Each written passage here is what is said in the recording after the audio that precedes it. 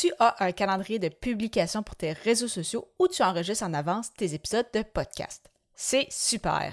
Cependant, prendre de l'avance avec sa création de contenu ne signifie pas être rigide. Les médias sociaux en affaires est ton rendez-vous hebdomadaire pour en connaître davantage sur les différents réseaux sociaux et les plateformes de création de contenu dans un contexte d'affaires. Chaque semaine, je répondrai à une question thématique qui te permettra d'appliquer concrètement ces conseils pour ton entreprise. Si tu reconnais l'importance et la puissance des réseaux sociaux ainsi que de la création de contenu pour ton entreprise et que tu souhaites en apprendre davantage sur cet univers, tu es au bon endroit. Je suis Amélie Delebel, travailleuse autonome dans le domaine des communications et marketing depuis février 2020. Je travaille avec les réseaux sociaux et dans la création de contenu depuis 2014. Les médias sociaux en affaires est mon deuxième podcast après Athlète Entrepreneur, lancé en janvier 2019. Bienvenue sur mon podcast. Salut et bienvenue sur les médias sociaux en affaires, épisode 307. Alors qu'aujourd'hui, je réponds à la question « Es-tu rigide avec ta création de contenu? » Alors, en effet, prendre de l'avance avec ton contenu, c'est très important. Je ne sais pas si c'est quelque chose que tu fais présentement ou non, mais si c'est le cas, tant mieux. Donc, que ce soit avec tes articles de blog, tes épisodes de podcast comme je le fais, tes vidéos YouTube, tes publications sur les réseaux sociaux ou autres, c'est vraiment super et c'est ça ce que je fais depuis déjà quelques années. Cependant, quand on parle de planifier, tout comme avoir une structure, ça ne veut pas dire d'être rigide. Et qu'est-ce que je veux dire par là? En fait, c'est que si tu prends de l'avance avec ton contenu, parce que c'est ça, tu as bâti un plan, tu as une stratégie, tu as tes objectifs définis, tu sais à qui tu t'adresses, chaque pièce de contenu a une intention, c'est parfait, c'est vraiment génial. Cependant, comme on l'a appris avec la COVID en 2020, on ne sait jamais ce qui peut arriver. Alors oui, parfois, il peut y avoir des événements assez importants vraiment qui vont tout chambouler. Donc, si tu avais prévu du contenu à l'avance au début de l'année 2020, certainement que cela a dû changer la donne. Ça ne veut pas nécessairement dire de ne jamais prendre d'avance parce qu'on ne sait jamais ce qui peut arriver, mais c'est pourquoi justement que si on planifie à l'avance, ça ne veut pas dire qu'il n'y aura pas de changement. Alors, c'est important de savoir s'adapter.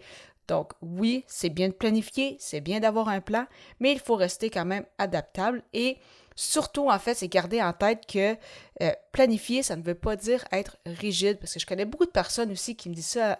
Hey, Amé, moi de mon côté, j'ai pas besoin de faire un plan et autres. Moi, je publie au jour le jour ou semaine par semaine parce que j'attends que l'inspiration me vienne ou justement, j'ai pas envie d'être rigide, puis que si jamais j'ai une idée, je puisse pas la partager parce que finalement, c'était pas planifié. Ça, c'est effectivement, ça va être trop rigide. Si tu te dis, si par exemple sur LinkedIn, j'ai publié une fois par semaine tous les mercredis, et là, tout d'un coup, peut-être que le vendredi, il t'est arrivé quelque chose et tu te dis, hey, ça serait vraiment intéressant de partager sur LinkedIn, fais-le.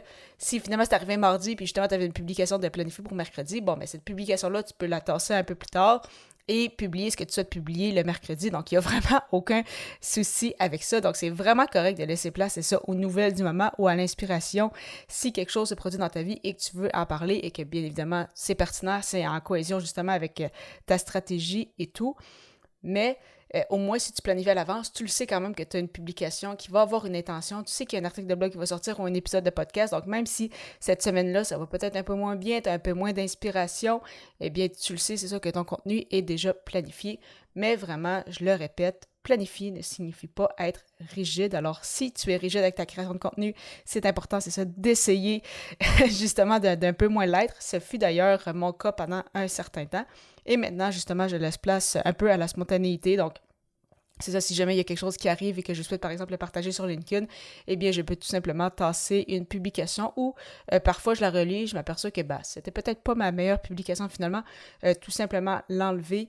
Et même chose, c'est ça quand j'ai des idées pour des épisodes de podcast ou autres. Donc, vraiment, ce n'est pas parce que tu planifies que tu dois être rigide, mais si tu ne planifies pas, mieux vaut quand même être bien préparé et avoir un plan d'arrière. Tu souhaites avoir un moment avec moi pour discuter justement de la stratégie de contenu de ton entreprise? Si oui, mon calendrier est ouvert avec des plages horaires. Pour prendre rendez-vous tout à fait gratuitement, simplement te rendre au ameliedelabel.com/consultation et j'ai hâte de te retrouver à l'épisode 308 alors que le sujet sera « Pourquoi être accompagné avec ta création de contenu ?» À très bientôt!